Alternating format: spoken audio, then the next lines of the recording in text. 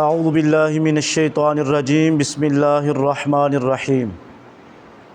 والذین معه اشداء علی الکفار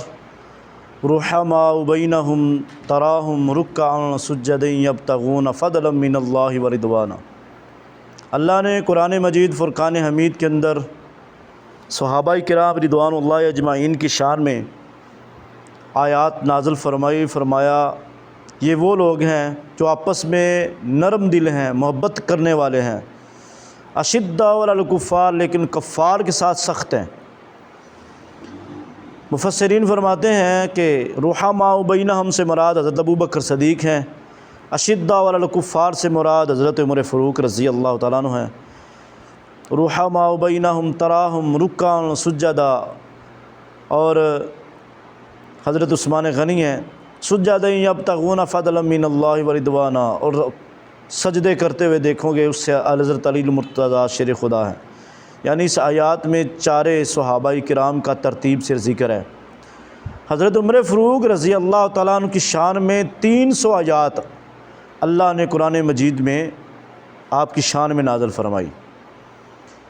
جتنے بھی صحابی ہیں سارے کے سارے صحابی نبی پاک صلی اللہ علیہ وسلم کے مرید ہیں، لیکن حضرت عمر فاروق رضی اللہ تعالیٰ عنہ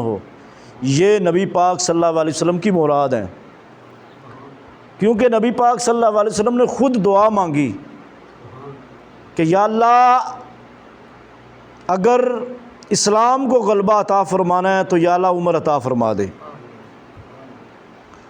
تو حضرت عمر فاروق رضی اللہ تعالیٰ عنہ کو نبی پاک نے دعا مانگی اللہ کی بارگاہ میں، یا اللہ عمر عطا فرما دے۔ تو حضرت عمر فاروق رضی اللہ تعالیٰ عنہ اپنا خود اسلام قبول لانے کا واقعہ بیان کرتے ہیں، فرماتے ہیں کہ میں ننگی تلوار لے کے کفار نے مجھے کہا کہ نبی پاک کا سر معاذ اللہ قلم کر دو، تجھے انعام دیا جائے گا، دولت دی جائے گی، شہرت دی جائے گی۔ تو آپ فرماتے ہیں جب میں نبی پاک صلی اللہ علیہ وسلم کو قتل کے ارادے سے چلا تو راستے میں آ رہا تھا تو ایک شخص نے مجھ سے پوچھا کہ اے عمر کدھر جا رہے ہو؟ تو انہوں نے کہا کہ میں حضرت عمر فاروق رضی اللہ تعالیٰ عنہ کے عرض کرنے لگے کہ میں معاذ اللہ نبی پاک صلی اللہ علیہ وسلم کو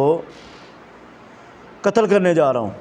اس لیے کیونکہ وہ ہماری عبادت کو چھوڑ کے ایک اللہ کی عبادت کا کہتے ہیں، ہمارے خداؤں کو، ہمارے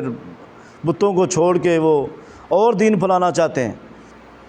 تو اس نے کہا کہ پہلے جا کے اپنے گھر کی خبر لو، تمہاری ہمشیرہ بھی نبی پاک صلی اللہ علیہ وسلم پہ ایمان لے آئی ہے۔ تو حضرت عمر فاروق رضی اللہ تعالیٰ عنہ اپنے گھر گئے تو آپ کی ہمشیرہ سورہ طٰہٰ کی آیات نازل ہوئی تھی تو اس کی تلاوت فرما رہی تھی۔